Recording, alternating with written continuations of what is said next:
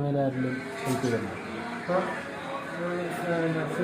അല്ല ഈ cinema work ചെയ്തതല്ല, അല്ലാതെ പുറത്തുനിന്ന് മലയാള സിനിമയെന്നൊക്കെ ആയിട്ട് അല്ലല്ല മലയാള സിനിമയിൽ ആരും എന്നെ ഒന്ന് കാണുകയോ അച്ഛൻ്റെ കൂടെ അഭിനയിച്ച ആൾക്കാരൊക്കെ ചോദിച്ചിട്ടുണ്ട്. ആരും എന്നെ കാണാൻ അതിലേക്ക് ഒന്നും ചെയ്യുന്നില്ല. ഇല്ലല്ലേ, ഇതിലായിട്ട് അങ്ങനെ ഒരു വേഷങ്ങളും തന്നിട്ടില്ല അല്ലേ? ഇല്ലല്ല, ആരും അങ്ങനെ ഒരു വേഷം ആരെങ്കിലും എന്തെങ്കിലും ഇങ്ങനെ അകറ്റി നിർത്തുമോ അങ്ങനെ എന്തെങ്കിലും അല്ല, അങ്ങനെ അവരായിട്ട് സംസാരിക്കാൻ പോയിട്ടില്ല, സാഹചര്യം കിട്ടിയിട്ടില്ല. ഞാൻ അങ്ങനെ ആരെങ്കിലും ആവശ്യം കണ്ടാൽ ഞാൻ ചെല്ലാറില്ല. കാര്യം അവരുടെ രീതി എന്താ നമുക്ക് പറയാൻ പറ്റില്ല. അത് പരിചയമുള്ള ആൾക്കാരെ ഉണ്ട്. ചിലപ്പോൾ എന്തെങ്കിലും ദേഷ്യം നമുക്കതൊരു മാനസികമായിട്ട് വിഷമം വരുന്നതുകൊണ്ട് ഞാൻ അങ്ങനെ ആർക്കും പോയി നിന്നിട്ടില്ല, പരിചയപ്പെടാനൊന്നും പോയിട്ടില്ല.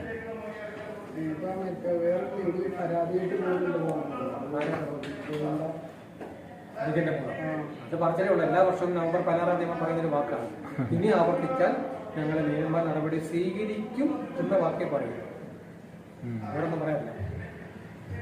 ഇതിലേക്ക് ഞാൻ കണ്ടില്ല, അവർ പോകുന്നില്ല. പോയായിരുന്നെങ്കിൽ ഈ വിഷയത്തിനൊരു പരിഹാരം കാണായിരുന്നു. അവർ പോകുന്നില്ല. കേരളത്തിലെ ജനങ്ങളെല്ലാം ഈ വിഷയം ഏറ്റെടുത്തിരിക്കുകയാണ്. ഇപ്പം മുരളീധരനായിട്ടുള്ള വിഷയമല്ല, കേരള മകൻ മുരളീധരൻ വിഷയമല്ല. ഇപ്പം കേരളത്തിലെ ജനങ്ങളും അവരുടെ പ്രിയപ്പെട്ട നടൻ ജയേട്ടൻ്റെയും മകനായ മുരളീധരൻ്റെ കാര്യം അവരാണിപ്പോൾ പിന്നെ സോഷ്യൽ മീഡിയ സ്വന്തമായിട്ടൊരു നീതി ഇതിന് വേണമെന്ന് ആഗ്രഹിക്കുന്നത്. സ്വന്തമായിട്ടൊരു നീതി ഇതിന് ആവശ്യമാണ്. നീതി ഒരു പ്രശ്നത്തിൽ ഇടപെടുന്ന എല്ലാവർക്കും നീതി ആവശ്യമാണല്ലോ.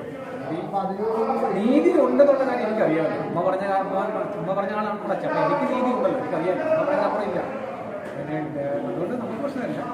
ജനങ്ങൾക്ക് ഇത് അത്യാവശ്യമായിട്ട് അറിഞ്ഞേ പറ്റൂ. അവരുടെ ജേട്ടൻ്റെ മകനെ ജനങ്ങൾക്ക് വേണം.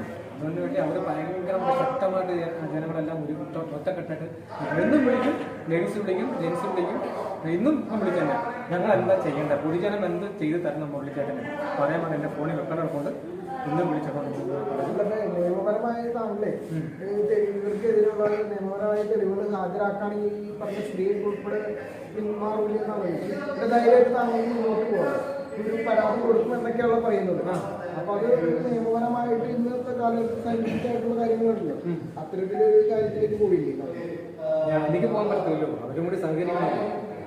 അറിവുള്ള വലിയ വലിയ വക്കീൽമാരോട് വായിക്കുമ്പോൾ അവർ ഹൈക്കോടതി വക്കീൽമാർക്ക് സംസാരിക്കുമ്പോൾ അവർ പറയുന്നത് DNA എന്ന് പറയുമ്പോൾ രണ്ട് വ്യക്തികൾ തമ്മിൽ എടുക്കേണ്ട സാധനമാണ്. അത് ഒരാൾക്ക് മാത്രം ആഗ്രഹവും മറ്റാൾക്ക് ആഗ്രഹം ഇല്ലെങ്കിൽ കോടതിക്ക് ഒന്നും നടക്കില്ല. അപ്പം അവർ പറഞ്ഞു ഞാൻ ജയന്റെ മകനാണെന്ന് ഞാൻ പറഞ്ഞാൽ ഞാൻ ജയന്റെ മകനാണ്. അല്ല എന്ന് പറയുന്നെങ്കിൽ അവർ അല്ല എന്ന് പറയുന്ന വ്യക്തി വേണം അത് തെളിയിക്കാൻ. ഇതിൽ ആരാണ് ഇപ്പോൾ താങ്കളാണ് പറയുന്നതെങ്കിൽ താങ്കൾ വേണം അതിനെ തെളിയിക്കാൻ. കാര്യം താങ്കൾക്ക് എങ്ങനെ അറിയാൻ ഞാൻ ജയന്റെ മകനല്ല അല്ലേ? അതിനാരും തയ്യാറാവുന്നില്ലല്ലോ. അവരാണ് പരാതി പോകേണ്ടത്, അവരാണ് തെളിയുക. അവരുടെ വല്യച്ഛൻ എന്ന് പറയുന്ന വ്യക്തി, ശ്രീ ജയൻ എന്ന് പറയുന്ന വ്യക്തിയുടെ പേരിൽ ജീവിച്ചിട്ടുള്ള ആ മനുഷ്യൻ, എൻ്റെ അച്ഛൻ ശ്രീ ജയൻ ജോലി